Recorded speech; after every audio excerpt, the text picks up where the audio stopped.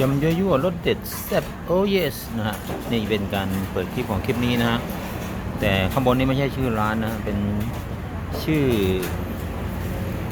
คำที่จะทำให้ทุกคน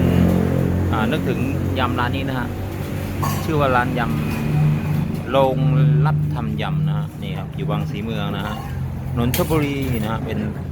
ยำน้องใหม่ไฟแรงนะฮะซึ่งฝีมือการทำยำเมื่อสักครู่ที่ผมไปดูมาโอ้โหสุดยอดนะฮะไปดูหน้าร้านกันนะฮะ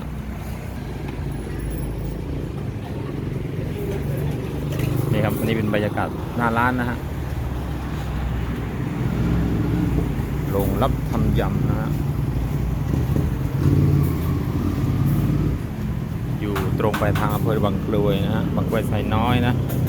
ตรงนี้เขาเรียกบางสีเมืองนะครับ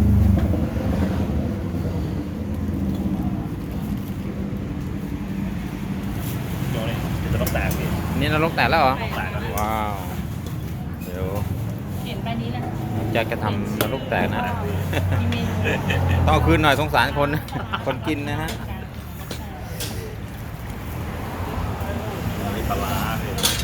สูตรปลาร้านัวด้วย โอ้เลยพี่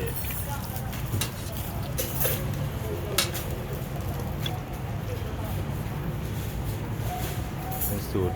หัวหอมด้วยนะฮะทีไปเรื่อยนะ มันเข้าปลาไม่ได้อะ อันนี้ใช้ผักชีไปเรื่อยไหม ได้ ใช่นะผักชีฝรั่ง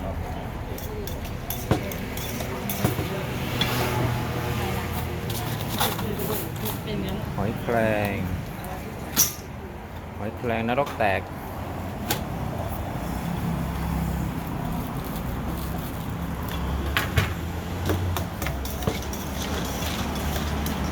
ร้านนี้ถ้าเกิดฝนตกมีอุปสรรคอะไรไหม ครับผม ถ้าฝนตกอ่ะเวลาฝนตกอ่ะก็ยังได้ใช่ไหมสามารถทานได้เพราะว่า รับประทานบ้าง มันอยู่ในร่ม มี นะ ร่ม มีหลังคานี่เป็นบริเวณโต๊ะนั่งนะมีประมาณ10โต๊ะนะ10โต๊ะโต๊ะละ4นะฮะก็30คนได้สบายตรงนั้นนะฮะนี่คุณแม่ก็มาช่วยนะเป็นธุรกิจครอบครัวนะทำที่บ้านสบายๆนะฮะพนักงานก็8คน9คนนะฮะร้านเล็กๆแค่นี้เห็นมาหมด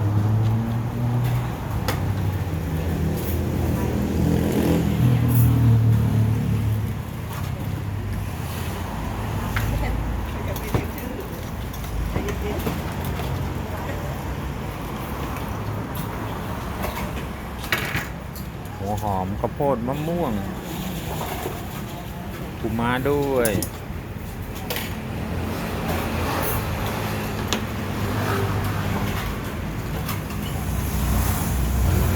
ปูม้าเขาจะไม่สับใส่กล่องแบบนี้นะฮะเนื่องจากว่า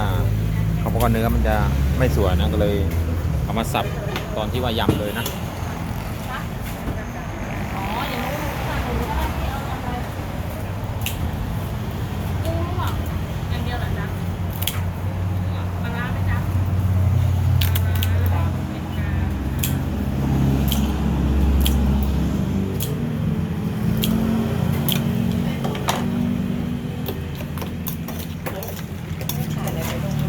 เอาไว้เนี่ย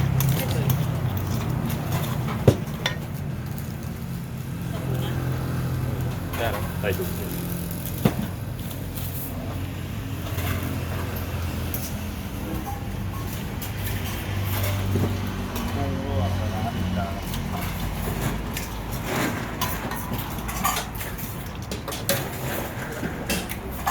ผู้ชายก็ยำอร่อยนะฮะไม่ใช่เฉพาะผู้หญิงหรือว่าสาวประเภท2นะผู้ชายก็ยำอร่อยแซ่บๆได้เหมือนกันนะ หรือว่าจะเป็นสาว2ผมไม่ทราบนะฮะ ก็ไม่รู้ น่าจะไม่ใช่นะฮะเพราะมีหนวดเฟิร์มเหมือนนั้นนะฮะนี่กุ้งสดเนื้อเด้งๆนะ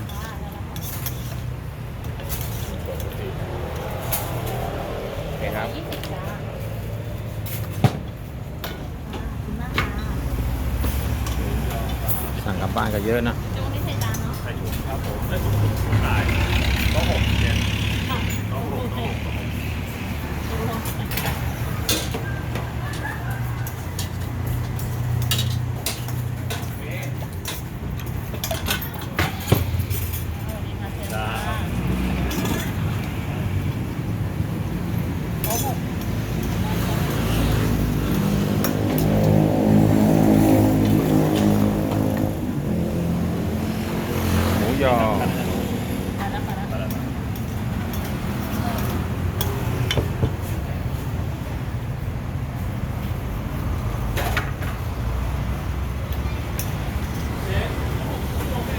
ลูกค้าเลือกให้เลยก็มีนะ โต๊ะเขาบอกโต๊ะของคู่ใช่เหรอ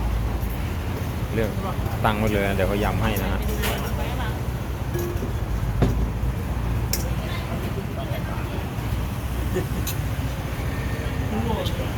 โอ้ยคนเยอะร้านนี้ครับไม่ธรรมดาครับเนาะคนแห่มากลับไปบ้างก็มีนะนู่นนะฝั่งนู้นก็ข้ามมานะฮะ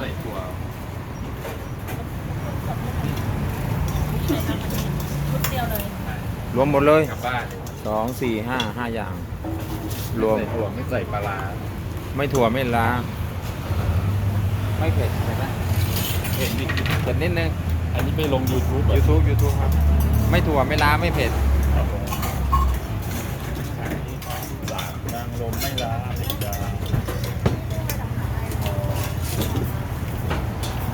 เชิญมากับพี่ก้อย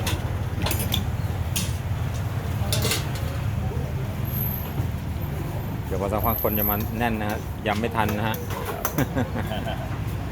ให้ฟังแล้ว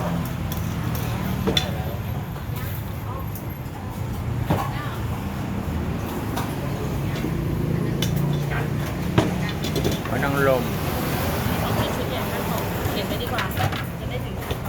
โต๊ะคือเจ้าของเจ็ดก่อนนี่เป็นการ 3 เดือนก็ศูนย์ผมลงมาแล้วนะตาประทันไม่ล้าเป็นกลางแรกๆประทันอะไรที่แบบเนี้ย แรกผมชอบเลย สามชั้นไม่ล้า ก็ศูนย์ไม่มีที่นี่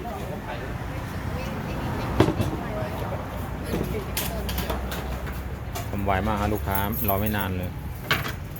แป๊บเดียวเสร็จ ที่ตรงเดี๋ยวเราว่านี่ก็ศูนย์เป็นมีกลับไปรับกันแล้วก็พุ่งรั่วกันชวนมา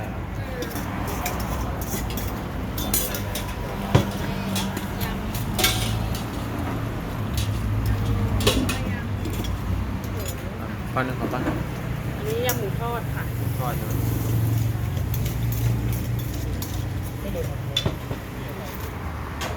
ยำหมูทอดโอ้กุ้ง อันนี้ใส่ถุงเนาะ เอาข้าวโพดเติมหน่อยครับข้าวโพดหมดแล้ว เขาพูดหมดแล้วเขาพูดหมดแล้วนะ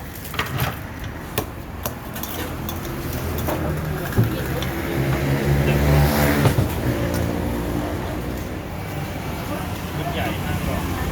เนี่ย ไม่ถั่ว ไม่ถั่วไม่ล้าเผ็ดน้อย ครับ ไม่นะ โอเคไม่ล้าเป็นน้อย ไม่ถั่วไม่ล้าไม่เผ็ดน้อยไม่กิน กิน เด็ดน้อย มีนิดนึง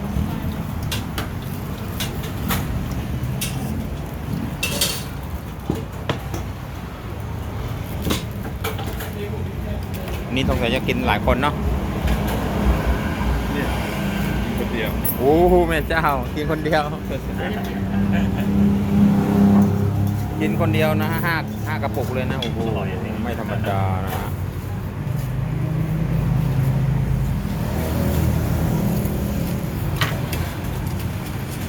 นี่ เข้าห้องไหนอ่ะ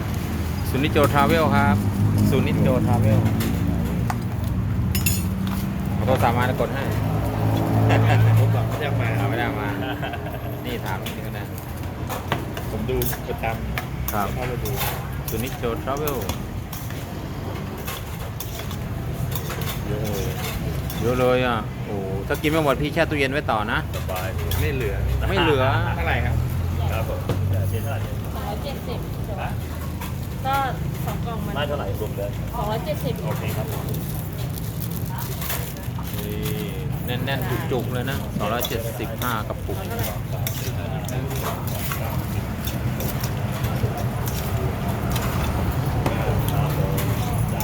พอดีเนาะ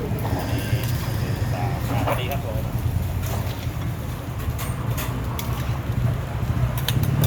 พอดี ใส่เลยใส่เลย เอาเลยจะหมดอะไรก็ใส่เก็บนี่แหละเยอะจัด เด็ดจัด โต๊ะหนึ่งไปเลยได้เลย 3 หอยไม่ล้าเผ็ดจ้า วันนั้นผมก็สั่งแบบเนี้ยแล้วผมก็คิดว่าไม่หมดแต่มันหมด หมดนะ กินไปกินมามันอร่อยก็หมด ตอนแรกผมกะว่าจะให้เขาห่อไงไปมาหมด อร่อยอร่อย นี่พี่ช่องนี้นะอย่าลืมมาดูครับกดติดตามด้วย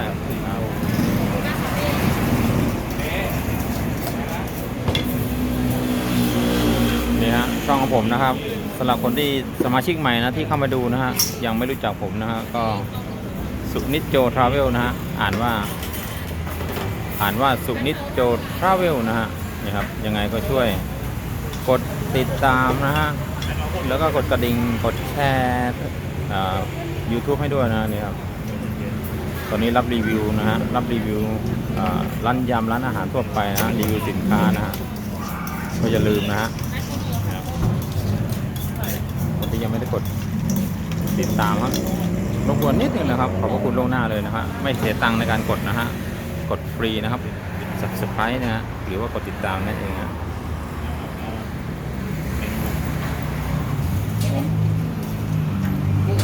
พริกน้อยปลาร้าน้อยไข่แดงหนึ่ง ครับพี่ จำได้เนาะ จำได้พี่จำได้ จดให้เขาหน่อย น้อยปลาร้าน้อยไข่แดงหนึ่ง ครับผมมาตลาดน้อยไข่แดงเลย พี่ลูกค้าประจำเลย เราประจำเนี่ยจะให้ลูกสาวถ้าไม่ซื้อไปลูกสาวไม่คุย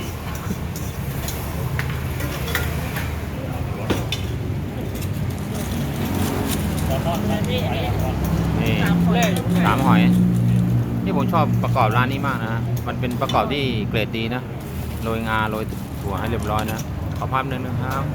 3 หอย ยำ3 หอยยำ3 หอยสถานโลกัน กุ้งสดเทียนโต๊ะสี่แขกโต๊ะสี่ เชิญแขกโต๊ะ4นะฮะ ไข่แดงเค็มไม่หรอไม่พิจาร เชิญแขกโต๊ะ4แล้วก็แฟนก็ชื่อเก๋ใช่ไหม ไม่ใช่เพลง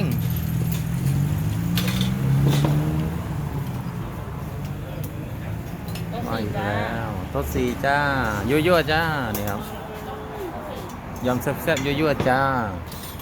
รสเด็ดแซ่บโอ้เยส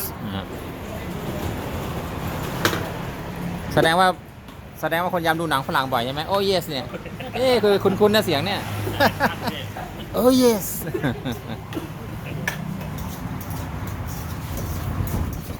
นี่ครับเพิ่งจะลวกมาใหม่ๆนะแกะมาใหม่ๆนี่โหยเด้งไหมเด้งไหมดูนี่ เอาอุ่นเลยพี่ โอ้โหอุ่นๆสีเหลืองสวยนะเป็นข้าวโพดซุปเปอร์นะเขาเรียกใช่ไหมข้าวโพดซุปเปอร์หวานๆนะหวานกินกระยำแบบเผ็ดๆนะแก้มดีฮะแก้กันดีมากเลยนะถ้าขายแบบฝักทั้งฝักเลยได้ไหมก็ลูกขายทั้งฝักก็ได้นะลูกค้าบอกน้องพี่เผ็ดมากนะขอซื้อสักฝักนึงอะไรเงี้ยได้นะ ก็ขายพี่ ก็ขายนะไม่ว่ากันนะครับแต่ว่าประเภทยำเนี่ยเขาจะทั้งฝักเลยนะยำข้าวโพดอะไรพวกเนี้ยนะ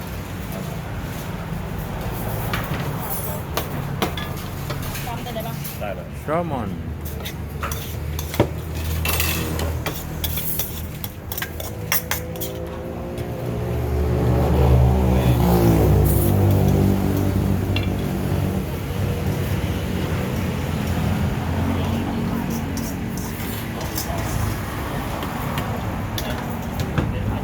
ใส่ปลาร้าหรือเปล่ากุ้งสดกับปลาหมึก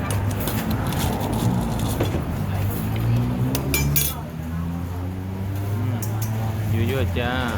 นี่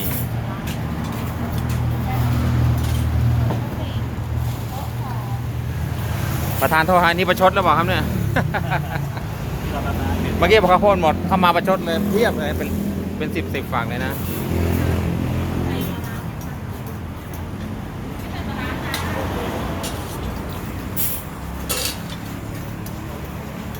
กุ้งสด เติมเลยเติมอีกอันนี้บุญเติมป่ะเนี่ย ครับคุณเติม อ๋อบุญเติม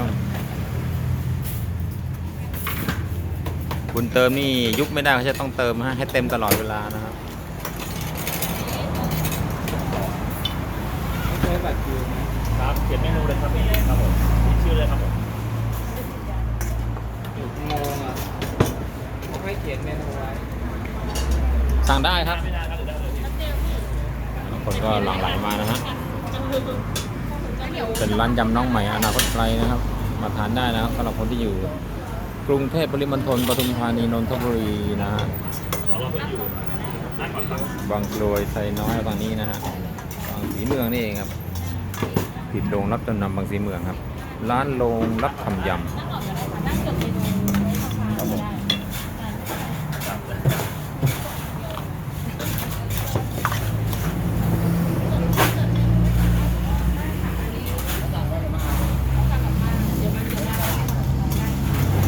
พี่จะรออะไรก็ได้นะเดียวถ้าพี่เขียนก็ได้เลย ได้เลยนะ ได้เลย เกมเอาอะไร มีเครื่องเคียงด้วย เดี๋ยวหนูแยกน้ำให้ก็ได้พี่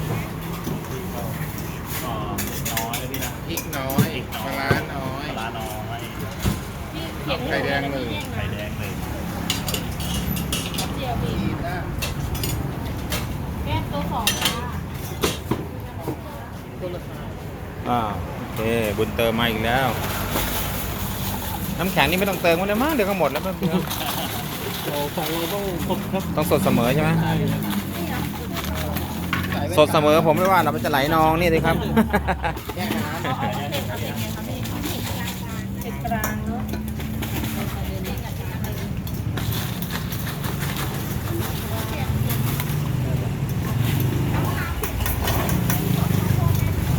อันไหนเอ่ยมาเป็นกุ้งสดปลาร้าเผ็ดกลางจ้าแยกน้ำไม่ทำได้เลยพี่รู้อยู่แล้วเนี่ย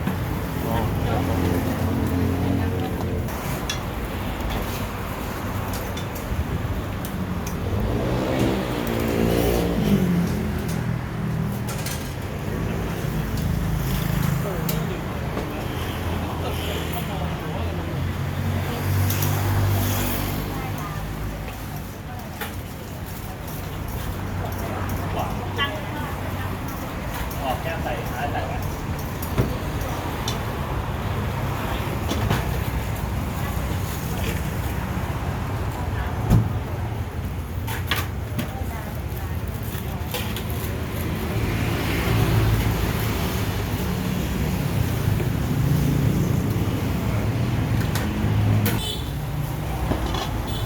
กำลังมันเลยครับคนเข้าเพียบเลยครับ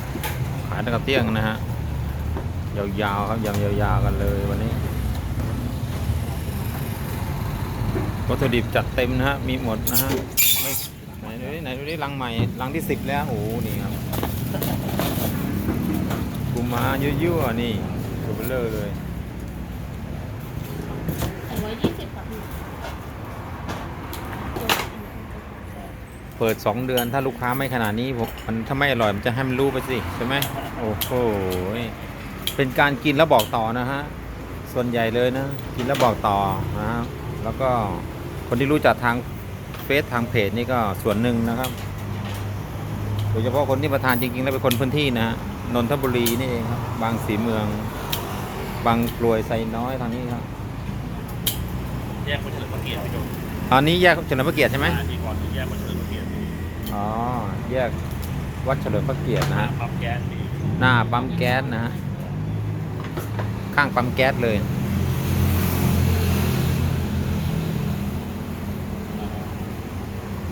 Google มีนะครับ Google สามารถเซิร์ชได้นะฮะ Google Map นะพิมพ์คำว่าโรงรับทำยำนะฮะจะมีนะผมเมื่อกี้ผมมากับ Google Map นะทางร้านทำเพจไว้ให้ทำลิงก์ไว้ให้นะฮะ แม่เอากระเด็นไป โรงรับทำยำนะฮะ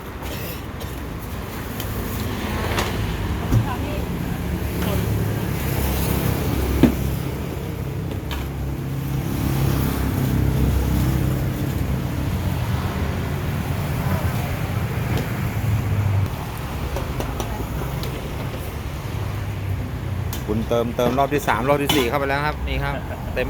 เอียดเหมือนเดิมฮะคนยำก็มีหน้าที่ยำอย่างเดียวที่นี้อ้าวจัดไปครับน้องโจ๊กนะฮะ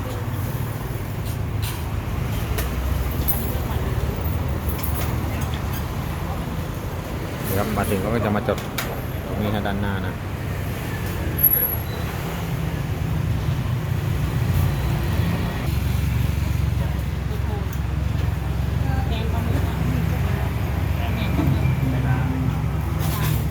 แรงหมึกไม่ล้านะครับ ไม่ใส่ จ้ะ ไม่ใส่ผักอันนั้นไม่ใส่อันนั้น เขาเรียกว่าเกาเหลาไหมเกาเหลาเนื้อ ไม่ใส่ผักเลยเนาะข้าวโพดได้ใช่ไหมครับได้ค่ะโอเคครับ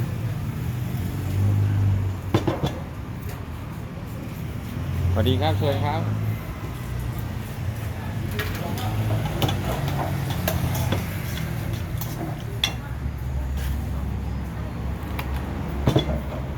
ปลาหมึกหอยแครง เดี๋ยวก่อนเดี๋ยว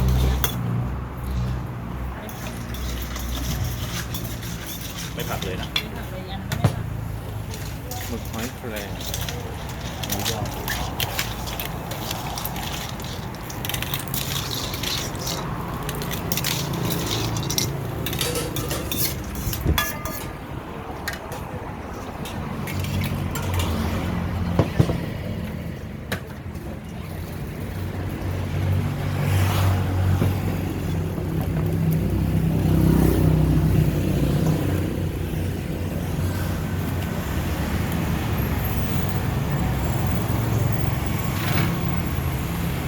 แซลมอนปูอัด หมูอัด แม่สียังกับแซลมอนผมนึกว่าแซลมอนปูอัด หมูอัดหมูยอ หมูยอครับไม่ใส่ผัก ครับไม่ล้าเผ็ดมาก ไม่ร้าเผ็ดมาก สีแดงโล่เลย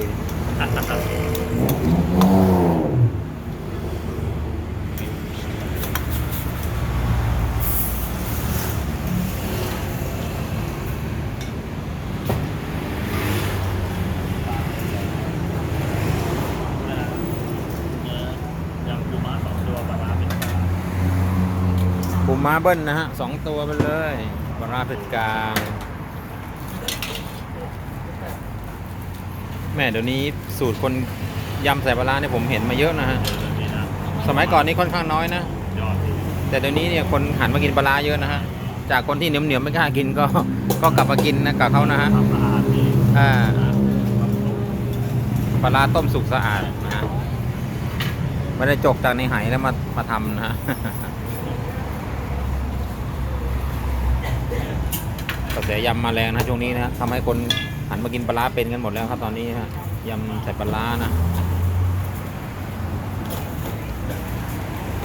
ส่วนใหญ่จะเป็นตัวผู้เหรอ ได้ต้องใช้ตัวผู้ดี อ๋อใช่ตัวผู้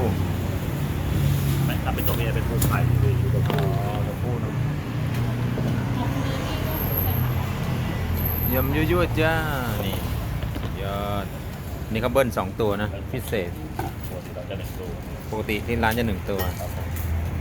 1 ตัวเท่าไหร่ครับ 150 บาทที่ อ๋อครับ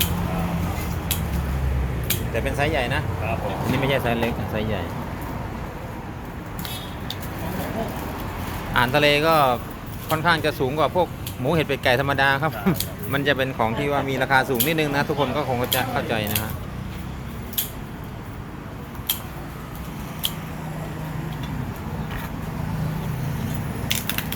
นี่บีบกระดองใส่ด้วยเราต้องเพิ่มปริมาณน้ำยำนิดนึงนะทำเป็น2 ตัวนะฮะ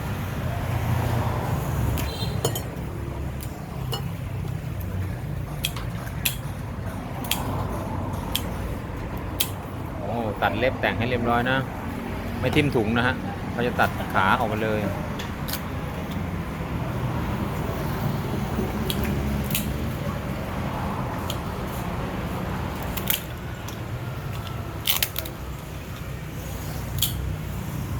คนจะกรอกถึงว่าลุ้นนะฮะจ้องอย่างเดียวจะกรอกอย่างเดียว ต้องว่าจะลืมกล้ามปูเปล่า อ๋ออย่าลืม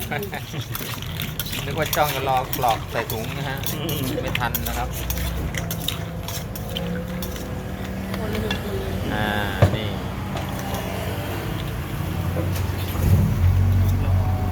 ยอดปลาร้าเป็ดน้อย ยอ ยอด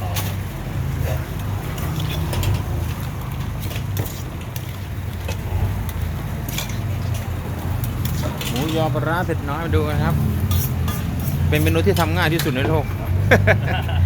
โอ้โหหมูยอนี่หมูยอไข่แดงนี่หวานเลยฮะ ยอด ทำง่ายนะฮะ เข้าได้ดีเลย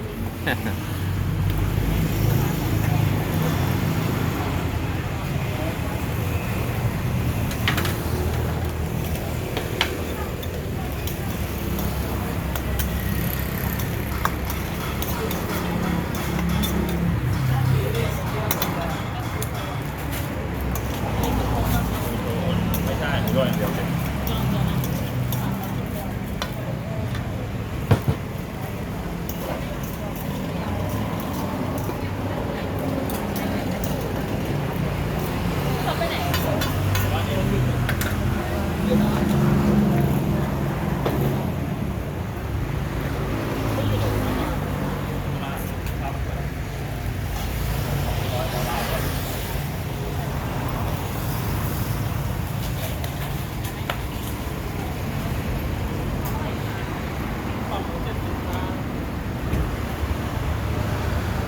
ตัวมาแล้วสี่ตามปั๊บ คนละ30บาท เอาไปห้าอยู่ที่เปิดเลยมา พอลูกค้ามาถึงก็จะมาจดตรงนี้นะฮะ ขอบคุณที่ติดตามชมครับสุนิจโจทเวชแนลครับกับร้านโรงรับทำยำนะฮะบางสีเมืองนนทบุรีนะฮะ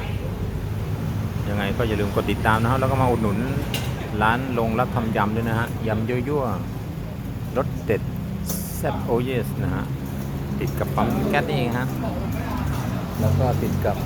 สถานธนานุบาลเทศบาลเมืองบางสีเมืองสวัสดีครับ